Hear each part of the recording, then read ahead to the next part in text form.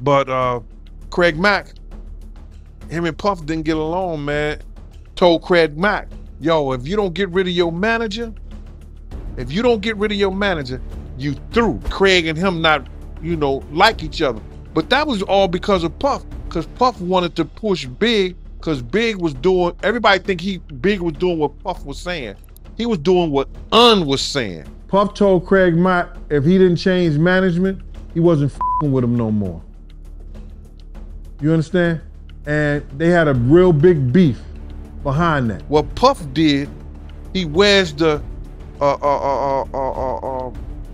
some crap between Craig Mack and Big, cause how he gonna diss him on his hit single surrounding the death of American rapper Craig Mack have come to light. The internet has gone into a frenzy after Gene Deal, P. Diddy's former bodyguard, hinted at Diddy's possible involvement in Mack's death. That forged some crap between them two, and then Craig Mack wasn't doing what Puff was saying, because Puff wanted Craig Mack to wear suits and all this other stuff, and Craig Mack was trying to keep it gully. Rumors suggest that P. Diddy might have had a hand in Craig's passing, and, as usual, managed to get away with it by spinning an entirely different narrative. The interview has dropped a bombshell, revealing long-buried secrets, and it looks like it's going to cause some serious trouble for Diddy, putting him back in hot water. So, what exactly did Gene say? Let's dig in. Over the years, Gene has shared some jaw-dropping stories about his time with Diddy, especially when it comes to the tragic deaths of rap legends like the Notorious Big and now Craig Mack. In his latest interviews, Gene has thrown some serious shade, hinting that Diddy might have been involved in Craig Mack's death, or at the very least, knew more than he's let on. Gene even suggested that Diddy might have been busy behind the scenes, covering up the real story, or twisting the narrative to keep himself out of trouble.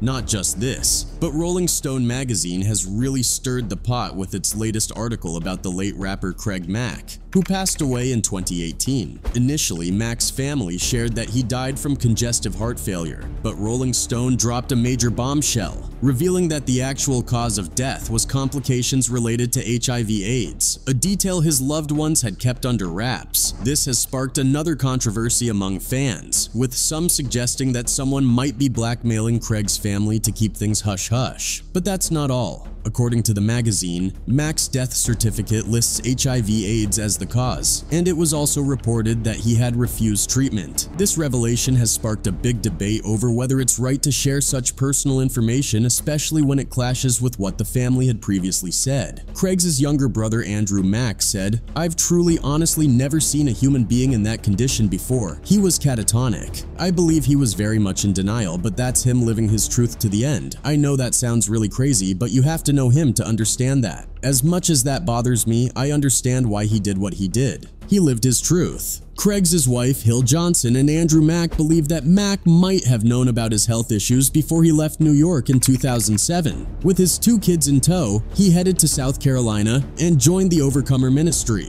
By 2014, his health was clearly deteriorating. He lost a significant amount of weight and was constantly ill. Although he initially claimed it was congestive heart failure and was briefly hospitalized with medication, he didn't pursue further medical care. Fast forward to 2018, and Mack needed a cane to get around before he was confined to bed. His family, making the long trip from Vermont, came to spend some final moments with him. Tragically, Mack passed away at 47 just before they made it back home. His family is still seeking answers about his life, and Hill Johnson is working on a documentary with Alvin Toney, who recorded Mack's last interview to hopefully shed some light on those lingering questions. Craig Mack was a true pioneer in the hip-hop world, making a lasting impact on the music industry before his untimely death. Coming out of Queens, New York, Mack was one of the first artists signed to Sean "Diddy" Combs' Bad Boy Entertainment label. In 1994, he released his debut album, Project Funk the World, featuring the iconic track Flava in Ya Ear. The song became a defining anthem of the 90s and even earned Mack a Grammy nomination. His unique style and delivery helped shape the sound of early 90s rap, cementing his place as a trailblazer in the genre. The single took off like a rocket thanks to a killer remix that brought together hip-hop legends like the Notorious Big Out.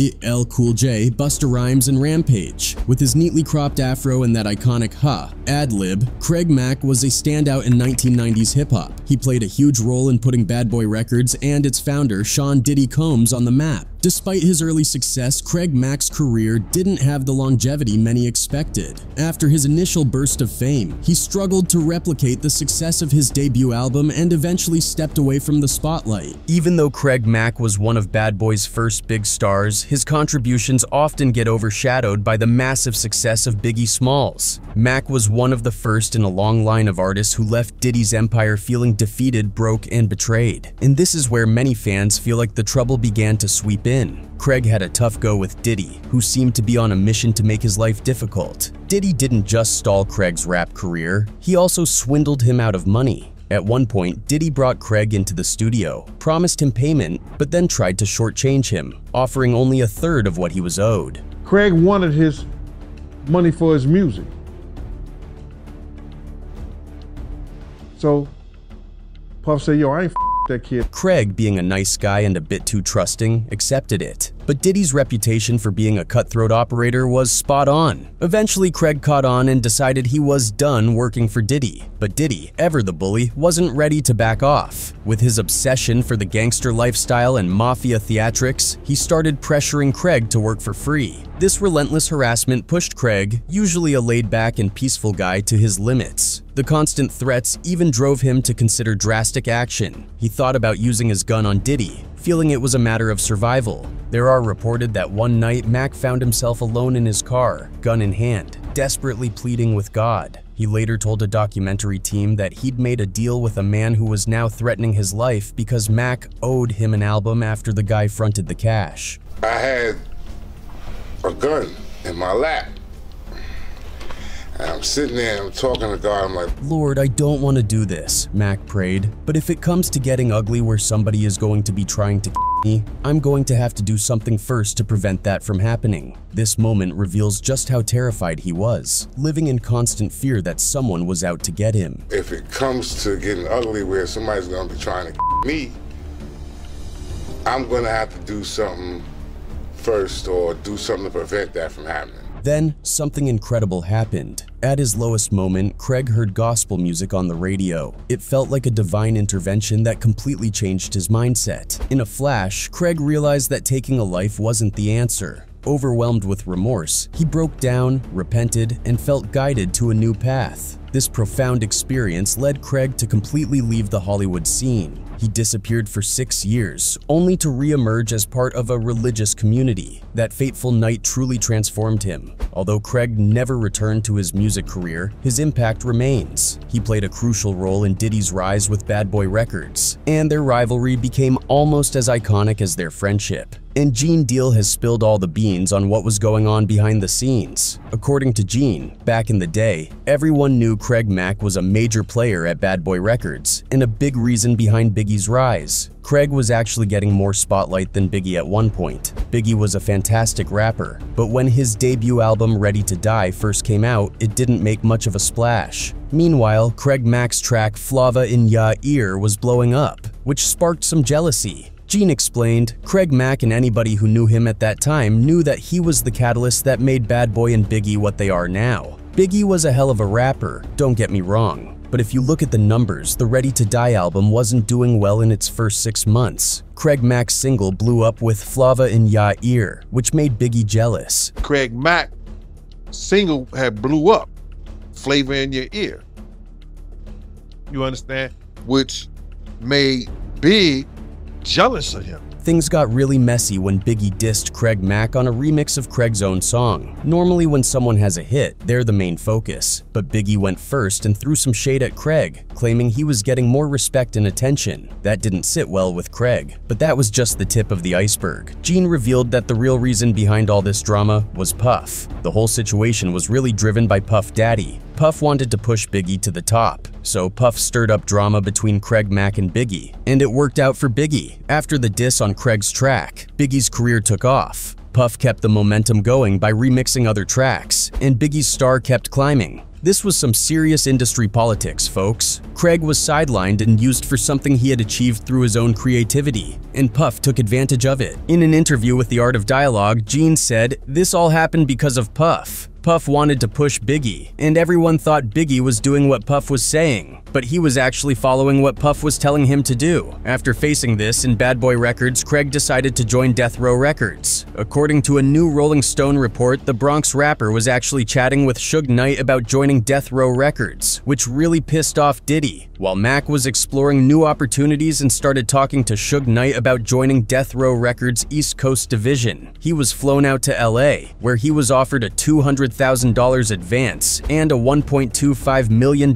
recording budget. When Bad Boy found out about the offer, they put their foot down. They told Mack that if he wanted to leave, he'd need to drop his bankruptcy filing and hand over a chunk of his earnings from the Death Row deal. Craig Mack appeared ready to leave Bad Boy, sign with Death Row Records, and jumpstart his career, until Tupac's in 1996 changed everything. He was scared, his ex-wife Roxanne Alexis Hill Johnson recalled. Puff was pissed that Mack was leaving Bad Boy, and even more so that he was planning to team up with Suge. From what I heard, Puff was furious. Puffy became a vindictive bee and really made things tough for him after that. Many fans were shocked by Mack's wife's claims, as nobody suspected these behind-the-scenes dramas were going on with the iconic hit song Mack produced. While some people believe her story, Puff tried to do what he's known for, covering up the details and shifting the blame, suggesting it was all Mack's idea and he had no involvement. A Bad Boy spokesperson denied Hill Johnson's claims, stating that Mack simply had his own vision for his career as a counter, while Mr. Combs brought him many opportunities and encouraged him. Their creative differences led them to part ways, they said. Craig chose to leave Bad Boy to pursue his own interests and was free to sign with any label, which he did with his second album. We wished him nothing but the best, and he was unrestricted in pursuing all opportunities. Up until his untimely passing, Mr. Combs remained supportive of him, and any other narrative is simply false. However, Hill Johnson wasn't buying this story and said, "I do feel like Puff's the trigger. You F my family up, Puff kicked it off. He was the catalyst." Given how Puff has historically used his power to control the industry, it's not surprising that the idea of him being connected to Mack's death is starting to seem believable, and it seems like the infamous curse of Combs is catching up with Diddy at last. Many fans believe that Diddy might have been involved in Mack's death due to his past record. This is because both record labels tied to Sean Diddy Combs have collapsed under a cloud of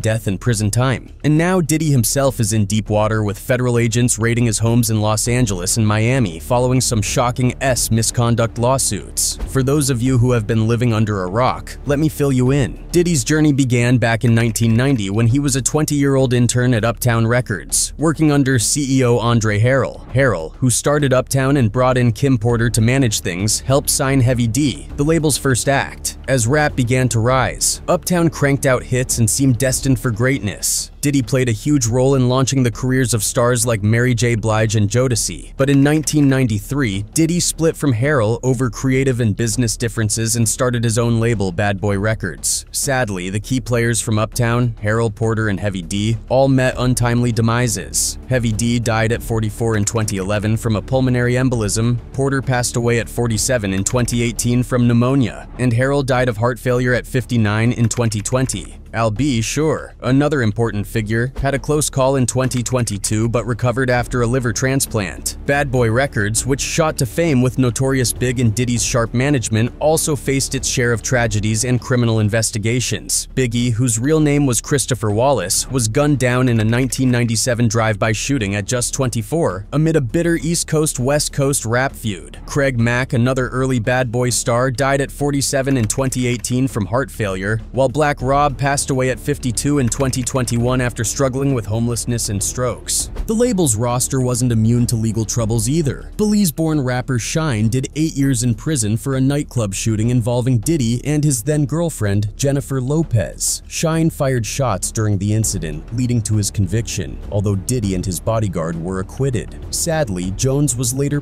in a nightclub shooting in 2003. Another former Bad Boy artist, Travel G. Depp Coleman, confessed to a 1993 cold case in 2010 and was serving a 15 to life sentence until his sentence was commuted last year. Amir Junaid Muhadiyuth, aka Loon, served 7 years for before being released early in 2020, thanks to support from high-profile figures like Snoop Dogg and Mary J. Blige. While Diddy is doing everything he can to clear his name, new allegations keep surfacing. Many fans believe that these issues aren't just isolated incidents, but are part of a long-standing pattern that's been hidden and buried in the industry for years. The one name that keeps coming up in all these cases, Puff. But wait, there's more. For years, rumors have been swirling that Suge Knight, the former CEO of Death Row Records who's currently behind bars, might have been involved in something quite shocking. Many speculate that just like people think Diddy might have done something similar with Craig, Suge could have had a hand in Eazy-E's death. It's a wild theory with no concrete proof, but the whispers persist that Suge Knight might have injected Eazy-E with AIDS, which is why he passed away. In 2003, Suge Knight made waves with one of the most jaw-dropping interviews ever on Jimmy Kimmel Live. Known for his violent reputation, Suge's appearance was so intimidating that Kimmel wore a bulletproof vest, partly as a joke, partly for safety. But Suge's comments took things to another level. He suggested you don't need bullets to take someone down. It was like he was confessing to something big right there on national TV. Technology is so high, right? Right. So if you shoot somebody, you go to jail forever. They get blood from somebody with AIDS, yeah, and then they shoot you with it. Oh, so that seems bad. That's a slow death. Yeah. An easy thing, you know what I mean? Yeah. Oh, no. For years, there had been whispers about Suge's involvement in Eazy-E's death, and this interview felt like a big, scary confirmation. Despite the rumors and occasional charges, Suge managed to dodge serious consequences and keep his reputation largely intact. So, in February 1995, Eazy-E went to the hospital with a simple cough. Just a few weeks later, he shocked everyone with a public announcement revealing he'd been diagnosed with AIDS. Tragically, Eazy passed away on March 26th, just 30 years old. The suddenness of it all left people stunned. One day he seemed fine, and the next he was gone. One of the weirdest aspects of Eazy-E's death is that none of his children or baby mamas tested positive for HIV/AIDS. Known for his playboy lifestyle, Eazy reportedly had 11 kids with 8 different women, yet none of them contracted the virus. Jerry Heller, who was close to Eazy, told First Fam Radio that something fishy went down. He pointed out that despite the money Eazy had and the treatment options available to Magic Johnson at the same time, Eazy's situation took a drastic turn before anything could be done. Rapper Frost, a former Ruthless Records artist, also believes Eazy's death was suspicious. In a documentary called For the Record, The Story of Latinos in Hip Hop, Frost suggested that Eazy might have been injected with a tainted needle after an ATV accident while getting acupuncture. Although he didn't name Suge directly, he hinted, "I don't want to say that name cause it's the devil's name." But you know, another person in rap, if you know your history in rap, calls him a devil, so if you know your history in rap and West Coast rap, you know who I'm saying. Eazy's son, Young Eazy, shared a clip of Suge on Kimmel's show and wrote, "I've been known my pops was killed. His death never added up to what PPL have always said." On the other hand, Eazy's daughter Evie, who made a documentary about her dad's death, doesn't think Suge was involved. She believes people took the Kimmel clip out of context. Evie also interviewed Dr. Wilbert Jordan, who claimed Eazy infected 2 of his patients with HIV. While there's no solid proof Eazy spread the virus, it's a part of the swirling conspiracy theories. Evie's mom, Tracy Jernigan, doubts that Eazy died from AIDS. Like many others, she finds the rapid progression of his illness and his lack of symptoms highly suspicious.